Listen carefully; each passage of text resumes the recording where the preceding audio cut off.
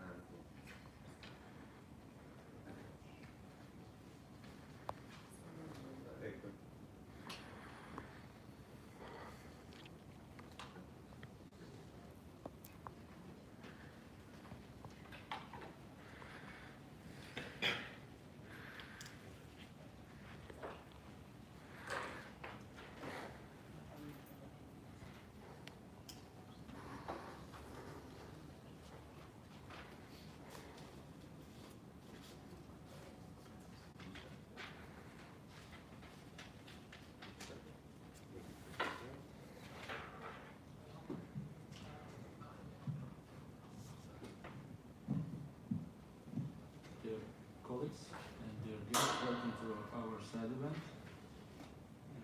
My name is Emil Husseinov. I am Executive Director of Institute for Reporters Freedom and Safety.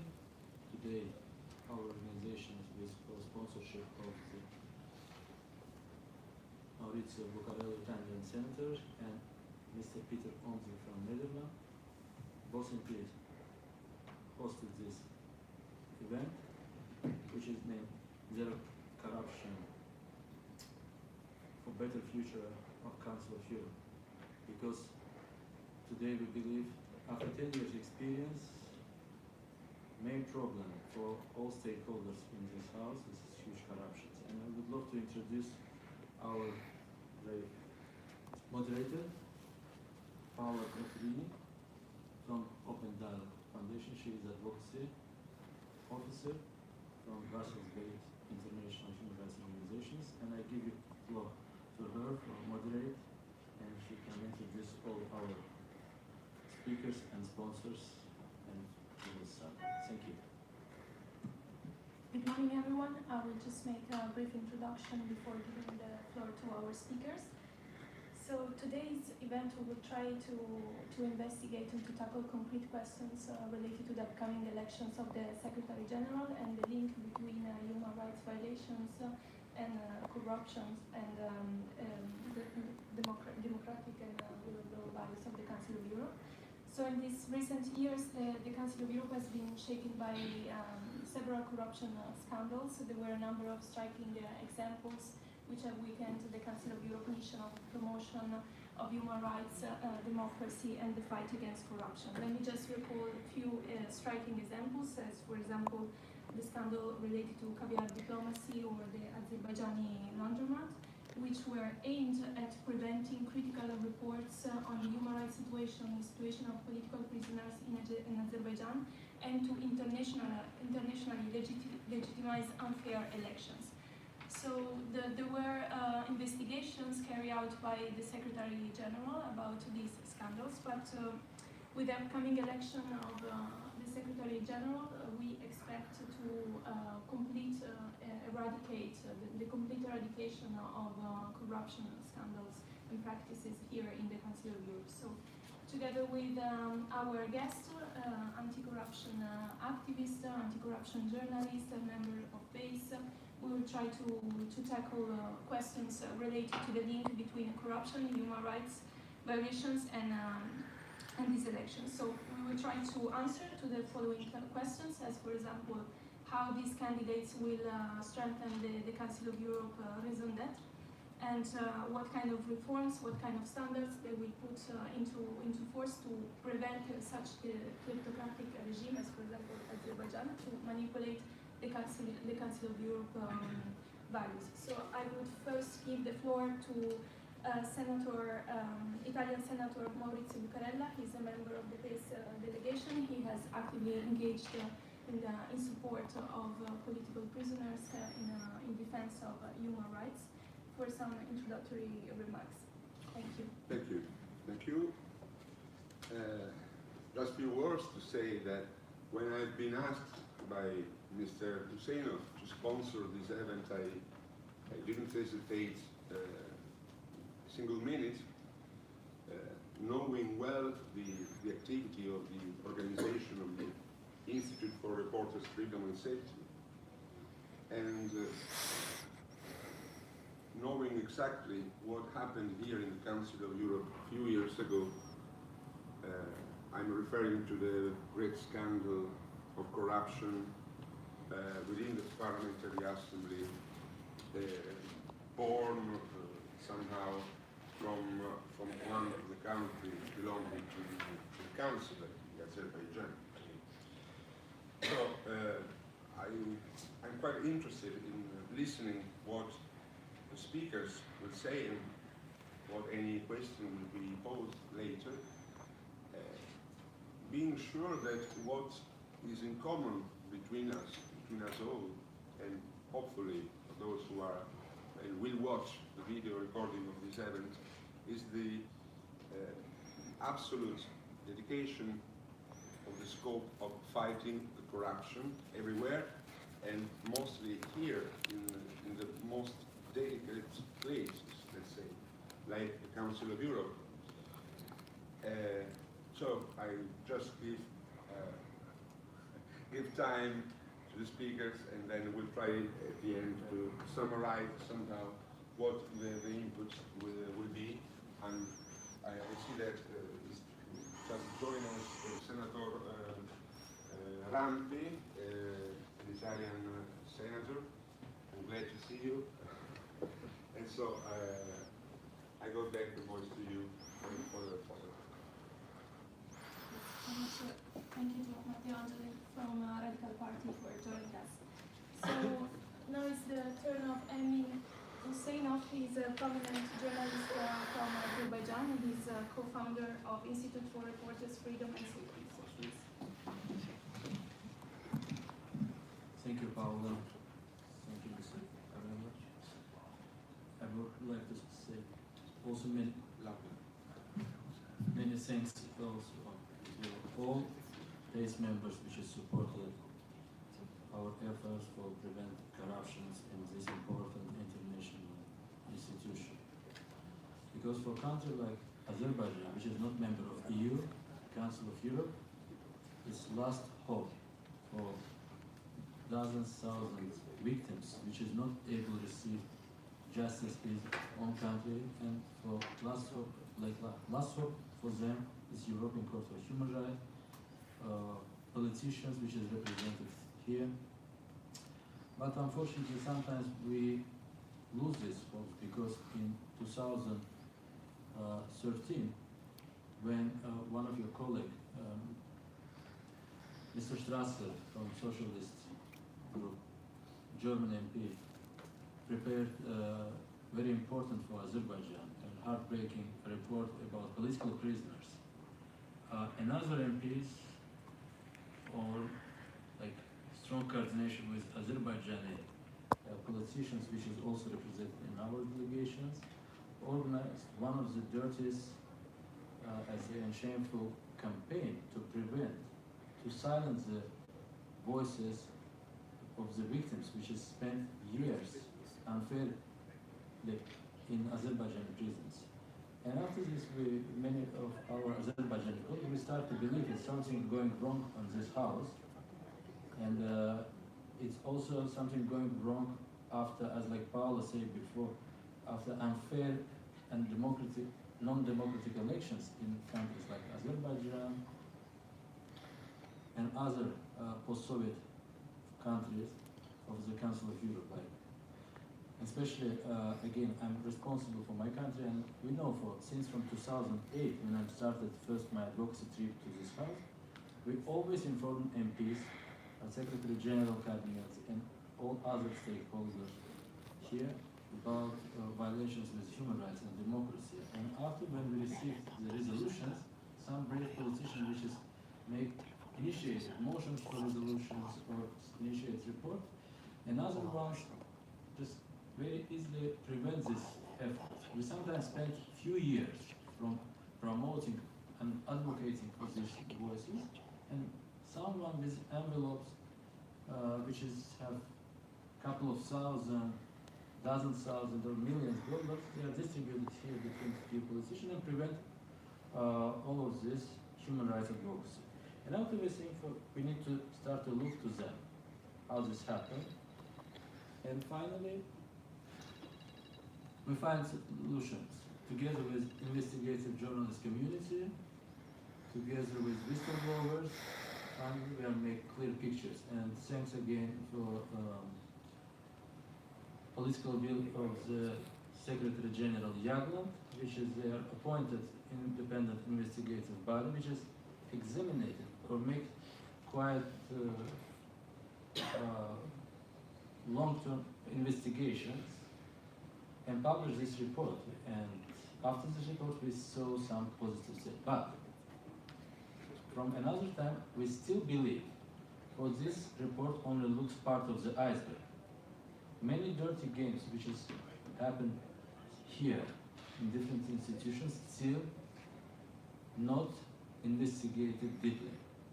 And that's why we believe for after very difficult period with this scandal, next and future leadership of the Council of Europe should continue to fight with these issues. Otherwise, the millions of population which is live in the 47 member states of the Council of Europe lose the chances and hopes to fight for his freedoms and for justice.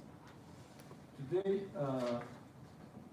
I'm always looking to Paolo. Just tell me if I'm across like 7 minutes. Just like today, it's very important issues to name again for still many of political prisoners in Azerbaijan, which is staying in the prison since from 2013. Some of them until today imprisoned. Some of them released, but government played a revolving door game. They released someone and arrested new victims.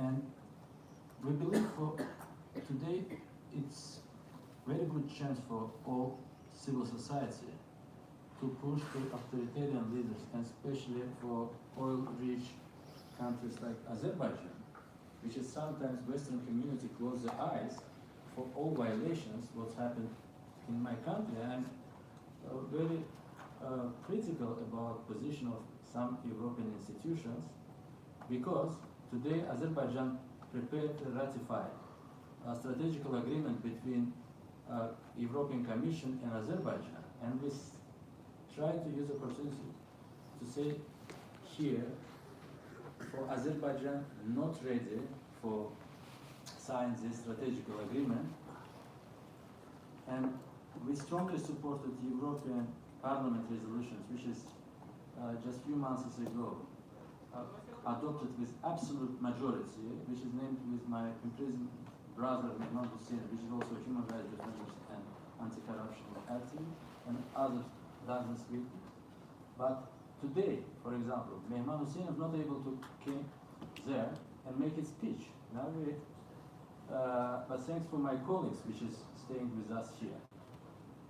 Again, the issues with corruption is very serious issues, because if we don't prevent these issues here, all dirty lobbies, they are broken lives of the 100,000 people in my country. And this is not only issues with these political prisoners. If you look, you can imagine of the size of these stolen assets, which is our ruling regime take from our state budgets, from taxpayers' pockets. And today is a chance for us also asking European leadership to thinking and care about these issues, and thinking how to return these stolen assets back to Azerbaijan, back to Russia, back to Moldova. If you look to this recent scandal, which is named Azerbaijan Landromat, and this is a story which is quite famous in 2017, more than $200 billion transferred from Azerbaijan, Russia, Ukraine, Moldova via Western banking system to offshore-based bank accounts. And many of these countries also members of EU and members of Council of Europe. And when we started talking about issues with human rights, with European stakeholders like the European Commission, says, why you not show your strong positions? They say, we are very dependent on Azerbaijan in energy resources. We are looking to Azerbaijan as a strategical partner. And we always say, we are happy if Azerbaijan's biggest trade partner is the European Union. We have completely clear vision for our social and economic integration with EU, with Council of Europe member states. But it's unacceptable for us just play with human rights and violence and close eyes for all violations which has happened in our countries. And again, thanks for politicians, which is like Mr. Bukarela, Mr. Omzi, many of our allies in the European Parliament, they are always supported. With all this support, we can't manage to bring our people from prison. But back to Council of Europe, next Secretary General, I just want to say for now we have only 2 candidates. Yesterday, we met with them. INGO conference organized informal discussions with 2 candidates for Secretary General. For previously they have 2 of them. And committee ministers appointed finally only 2 candidates. 4 previous candidates, 2 of them not appointed, 1 person, a former minister from Lithuania, is not crossed the final steps. And Madame Theodora Bakarianis, which looks like very good friend of Azerbaijan ruling regime, she's also not crossed the final border on this very important position. Because for me, it's clear for politicians, which is play with dictators, they don't have moral rights to represent in institution which is responsible for 47 member states. And today we address next questions regarding the corruptions, regarding potential affiliations with any unethical and unclear relations with authoritarian states to 2 Secretary General candidates. We asked them already about issues about corruptions yesterday, and thanks for them for their partly response to us, but we don't have chance to speak with them a couple of hours or interviewing them. But as one of my activities in investigative journalism, we are preparing to be together with our colleagues.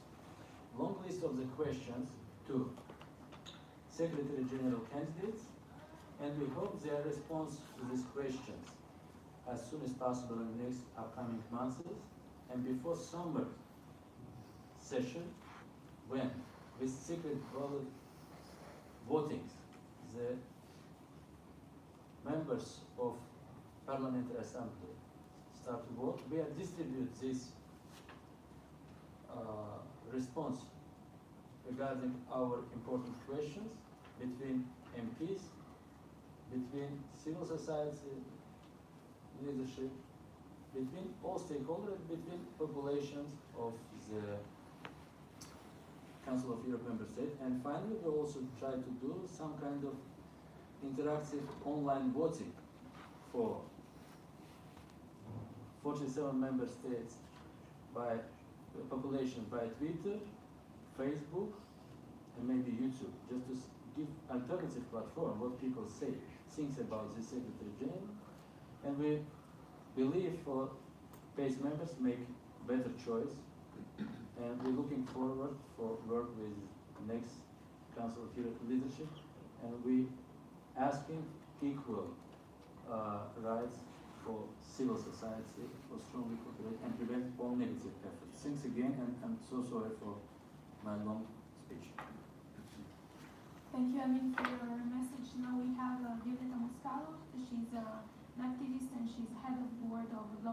Ukraine Foundation. She will have a short presentation, PowerPoint presentation. Please.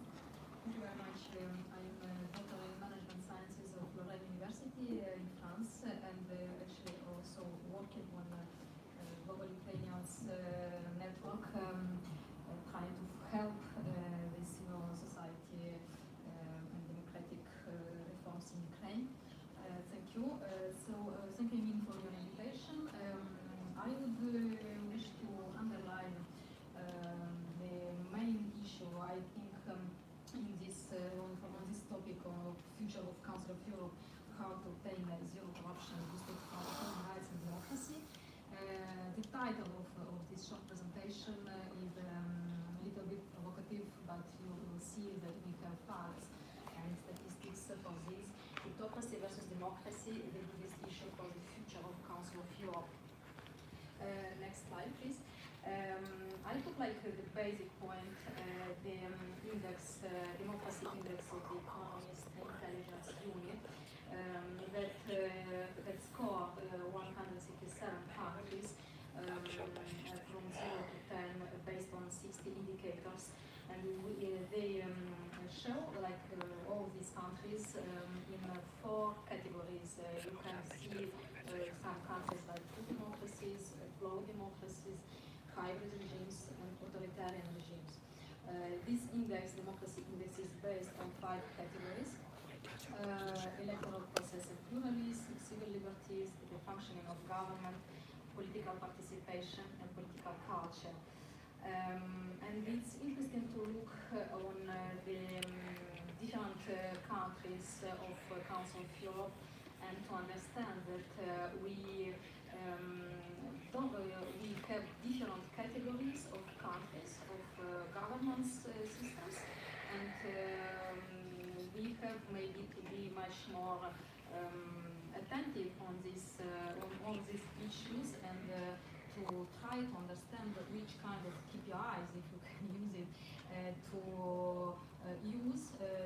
help the countries from the category like hybrid regimes or authoritarian regimes, to ask them to obtain some improvements, because for example, Azerbaijan or Russian Federation, who are really very, very low on this index of democracy, and we have, like Emil explained, all the big problems of human rights, and we actually also know the problems with Russia, actual problems with the annexion of Crimea, with the war in Donbass, with the different political prisoners also, and all this hybrid war also against the European Union. And it's very strange to see that we have the same policy and politics toward all our countries we are members of, which are members of Council of Europe. For example, you can also have a look like, is it possible to develop next, no. Here, like for example, you can see the index of Azerbaijan and Russia. Back.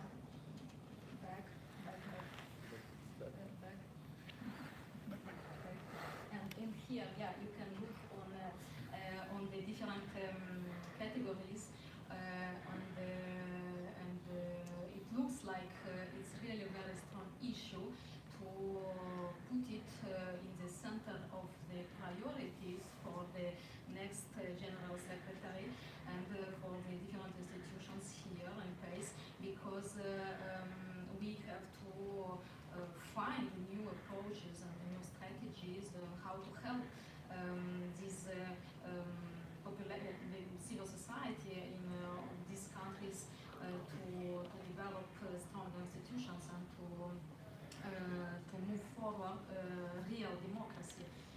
Next, please.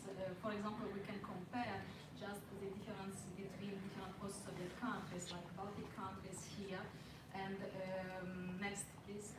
Here, for example, you can see the category of hybrid regimes.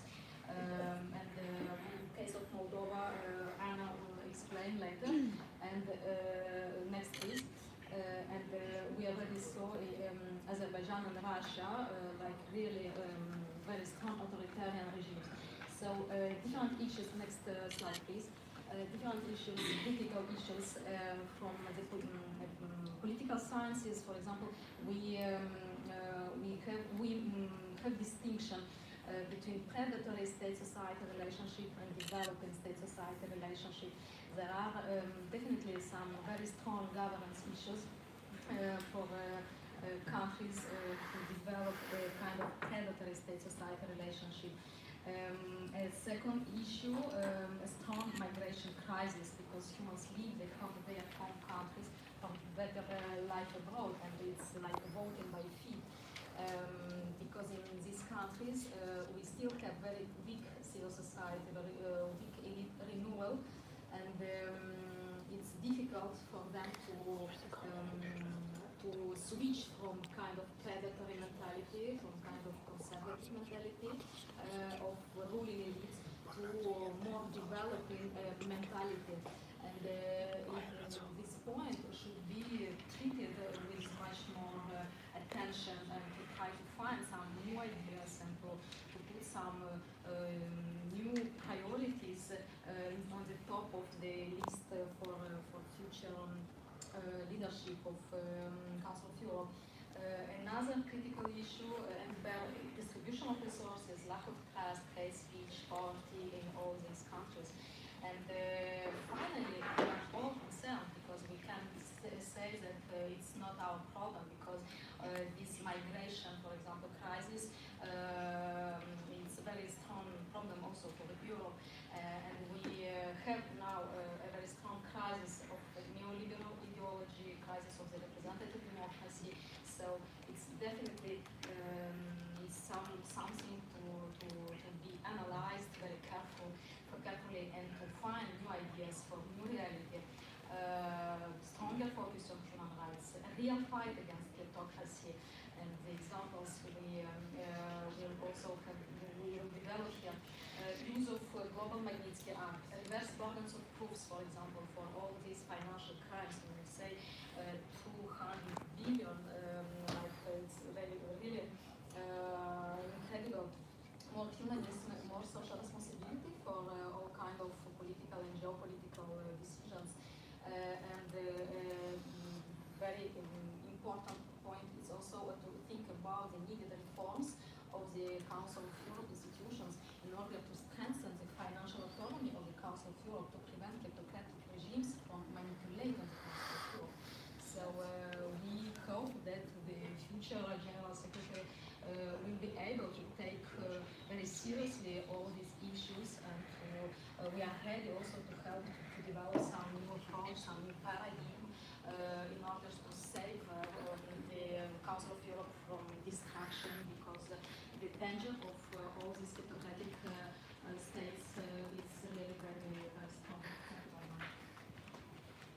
Thank you, Violeta. As you mentioned, certainly the Global Magnitsky Act is one of the two lateral issues implemented in the Council of Euro area, and already presented some testimonies and expertise during this session. But now I would like to give the floor to Anna Orsaki. She's a prominent human rights defender. She's a lawyer, and she has been fighting in her country an oligarchic regime, and for this reason she is now being persecuted. So Anna, if you could please tell a few words. Thank you. Thank you very much. Well, I will try to be short because I think we are running out of time a little bit, and I want you to be involved in the discussion with us. But, well, I'm not coming from an oil-rich country, as I mean from Azerbaijan, but contrary to the opinion of Council of Europe, which gave a score from 6 to 4 to our country with the name Moldova hybrid regime, I can say that I'm coming from a country with the authoritarian regime. We have an oligarch who captured our state from 2014, ironically the same year when Moldova has signed an association agreement with the European Union. And since the time we are really fighting biggest cases of corruption, because $1 billion has been stolen from our national reserve, and Moldova is unfortunately on the second level after Azerbaijan. in the Landrover case, when more than 20 billions of dollars were laundered through our banks and were involved in this big scandal relating to Danske Bank, to Norwegian, to Swedish banks, to Deutsche Bank, to all these banks which were used by the oligarchic and kleptocratic regimes in order to launder the money and to make them disappear on the benefits of oligarchs and dictators who are supporting their power on the base of the stolen money. Unfortunately, these tactics also allow oligarchs, and here I'm speaking about my country, to make a dirty lobby in the European institution. And it's a big risk and it's a big concern that we want to raise here, because if we are speaking about the future of the Council of Europe, and we understand that, for example, my country is a member of Council of Europe, and we could really have efficient tools to increase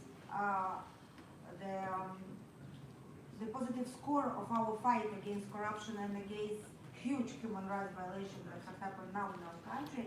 We need politicians from the European community, from the Council of Europe, to be strong and to be anti-corrupt, and not to be manipulated, and not to be bought by the dirty money. Even a kind of idea of support of perpetrators should be stopped, because since huge human rights violations are supported somehow under the green dye of European community or under Council of Europe, people in our countries perceive with the same negative image the European community as they perceive their offenders in countries like Azerbaijan, like Moldova, Russia, and Kazakhstan.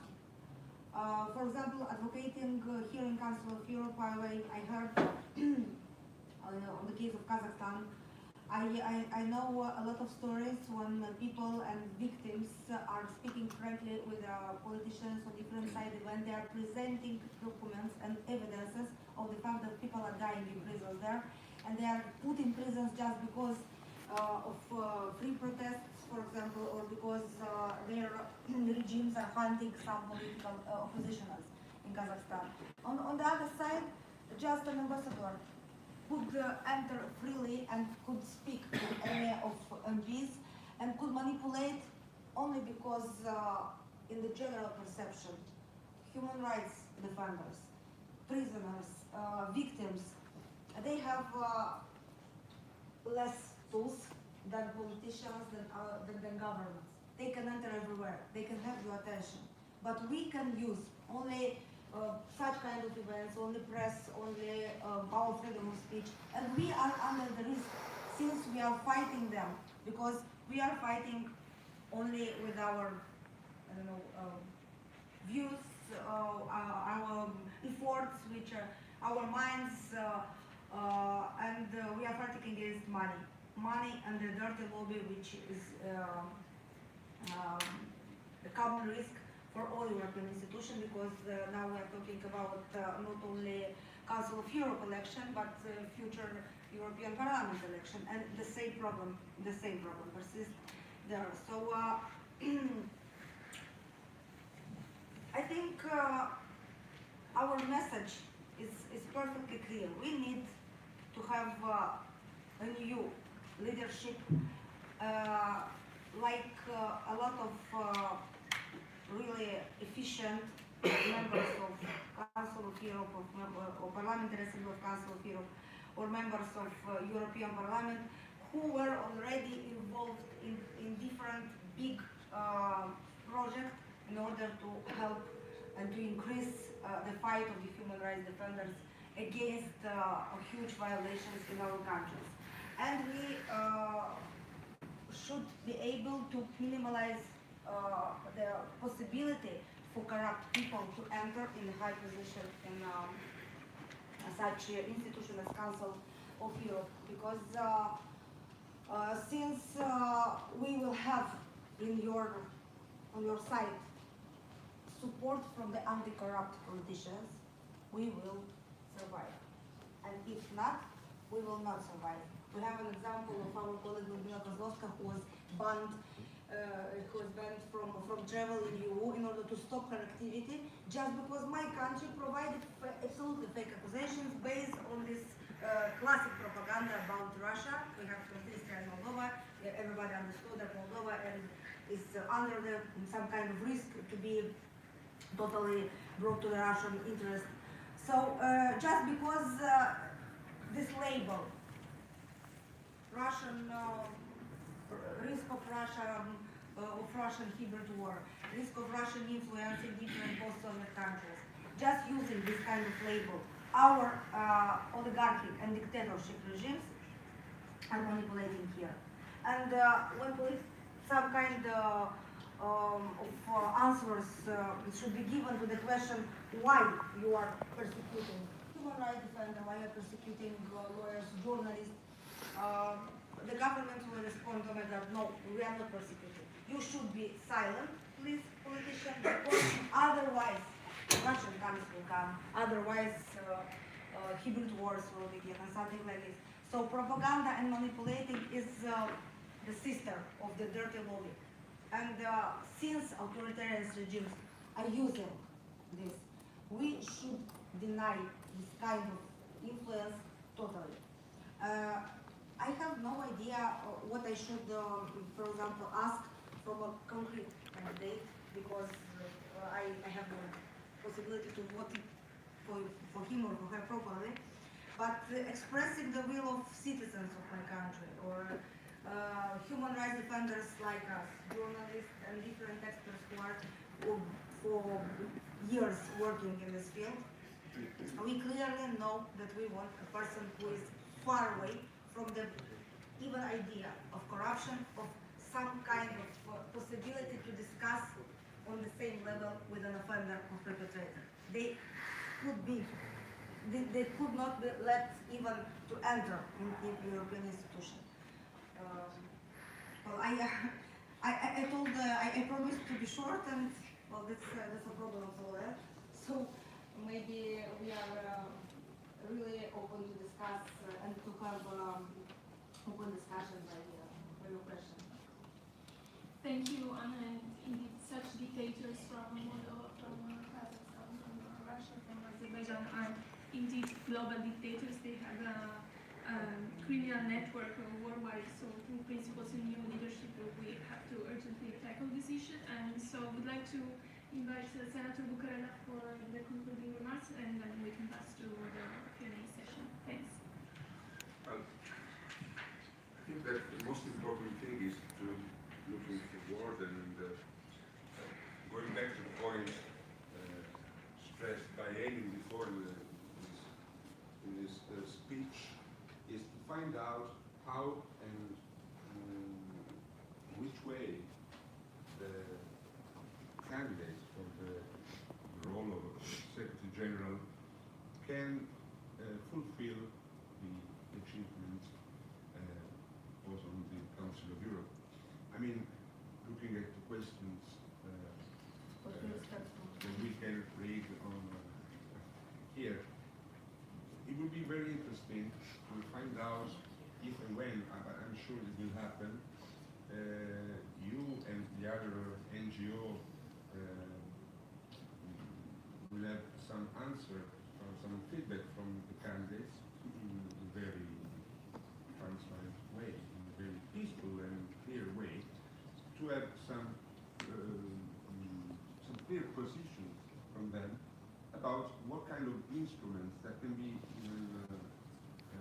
to touch somehow the regulatory life of this council, can strengthen the instrument itself to fight corruption together with defending the human rights in all the 47 countries.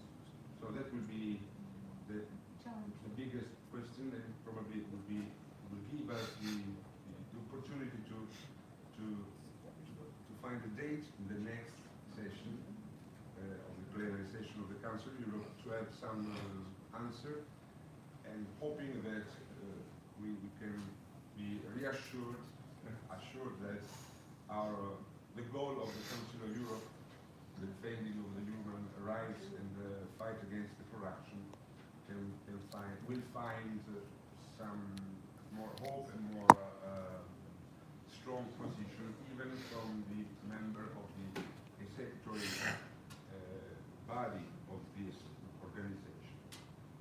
So that will be an occasion to say we will meet again in the next months and the next weeks, and we'll find out more and find a way to continue our fight, our struggle. Now, I don't know if you want to give time to any questions. Yes, exactly. So we can open the Q&A session. We are perfectly on time. Please. Thank you. My name is Andres Vertal from Estonia. I have the question to Mr. Husseino.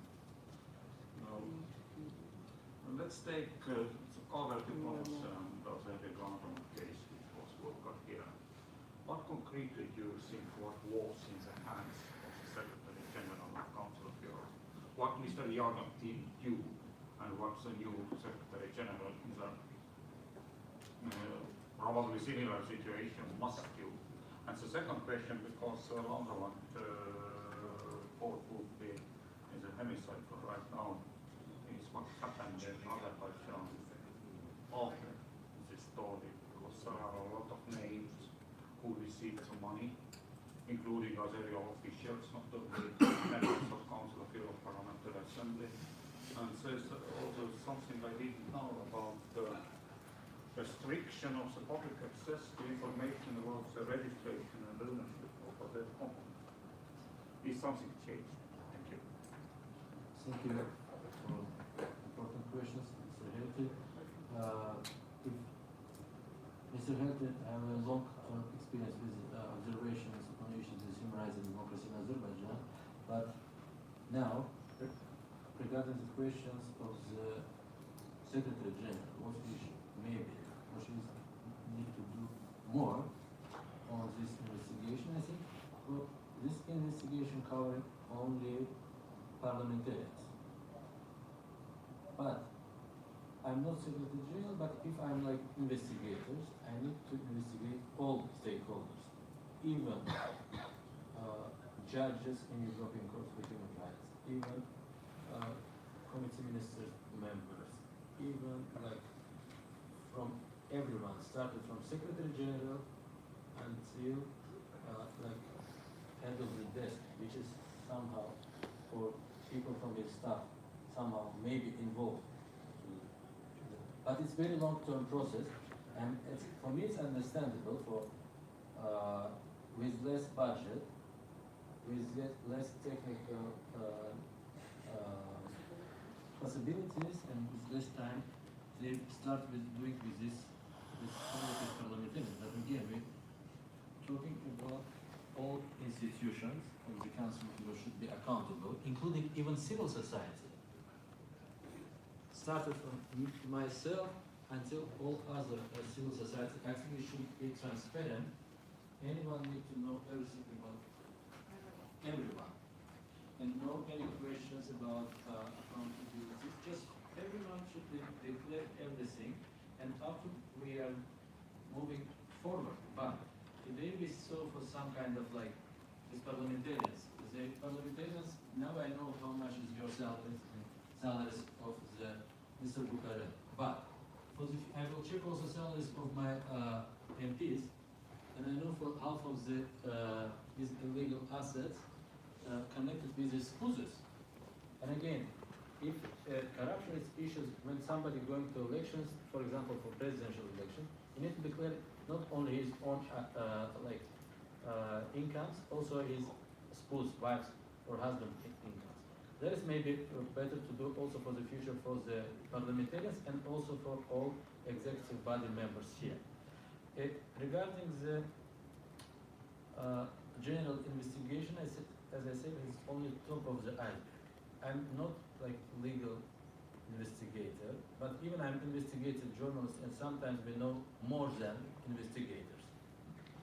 But I don't have like even chances. I have many things to do in my own country. I have dozens victims which is daily tortured there. And it's not my business to work and investigate politicians. We just ask the questions and we ask stakeholders to do this. Regarding the company ownership, since from 2012, the Azerbaijani government changed the law to access to information. It's one of the wrongest violations to our obligation in front of the Council of Europe. And this has happened after a series of the investigations, which is shows for presidents or families, like president's wife, his daughters and sons involved with these corruptions and high-level officials. And Khadija Ismail, Radio Liberty, and other brave journalists investigated these activities, and since from 2010 until 2012. In 2012, the door is closed. Now we didn't able to even ask who is owner of this. We didn't even not able to ask who is the owner or how money circulated in the Haydar Ali Foundation, which is also NGO, but it's the biggest NGO which is operated with billions. And sometimes our government using corruption also by these NGOs. They're using like this transfer money to Mr. Valonte to his NGO, which is based in Milano in Italy. Luca Valonte. Yeah, Luca Valonte. Volonte. Yeah, and they sometimes using like NGOs for these dirty corrupted games. And again, now we don't have access to anything in my country, and we're asking you and other politicians to force, because role of the parliamentary assembly asks the countries to implement all obligations. And now we have a very long list of violations which is our country start to do against independent media, against freedom of information, against freedom of expression, freedom of assembly and associations. But you need to just examine it Azerbaijan again, much more strong. Other questions from the audience? Can I have a think about Moldova on the same question? Because no proper investigation was conducted in Moldova on this 22 laundered billions of dollars. And we are still waiting for the responses. And based on the big case which came from Azerbaijan, we found that, again, Moldovan investigative journalists, not prosecutors, found that in Great Britain, it was a decision of the Supreme Court that had opened the information to the shareholders in these offshore companies, where probably this money might be hidden. But in Moldova we have the same situation with the stolen billion, and we have the report Kroll, which already investigated everything and opened also the name, and our government refused to publish them. So we have, for example, no hope that we will find the truth about 22 billion of laundered money, since we already were some kind of rejected of the information about one stolen, in another case, billion. As to the Secretary General, Mr. Jagland, related to Moldova, I should express my gratitude to Mr. Jagland because in 2015 he stated that Moldova is a captured state, and it was a kind of primary message that helped us to bring into attention of European community what's happening in Moldova. That's why we need that the next Secretary General should be very precise in the declaration, and not so much diplomacy. So again, never ever to exclude the possibility to speak with the offenders and to the dictators. I just want to add one thing to our current president, Mr. Ilham Aliyev, is also head of the Azerbaijan delegation in Parliamentary Assembly of Council of Europe between 2001 and 2003. He started political career here, and some of the leadership of the Parliamentary Assembly or also former Secretary Generals promoting him and give him credits, public credits. Oh, this is a very brave guy, he's spoken 4 languages. Yes, maybe Ilham Aliyev's English finance than mine. My English is poorest, but it's not issues if the guy speak like fluently in 4 languages.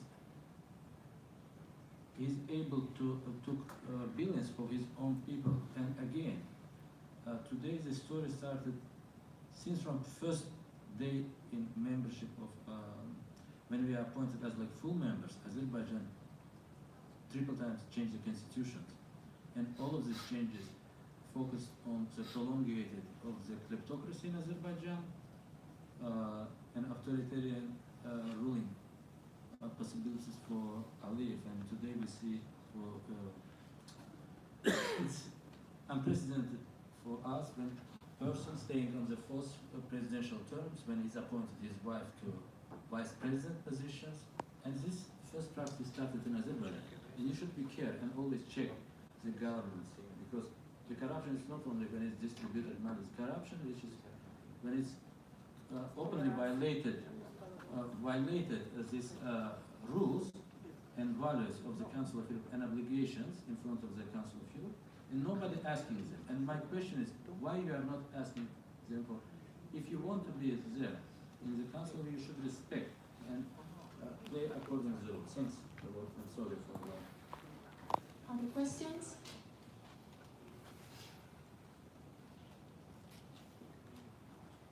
No more questions? Just hope that we can do something together. So we We are later for anyone have 1 minute. We have 4 minutes. No, please. I'm already speaking now. You will run out of time.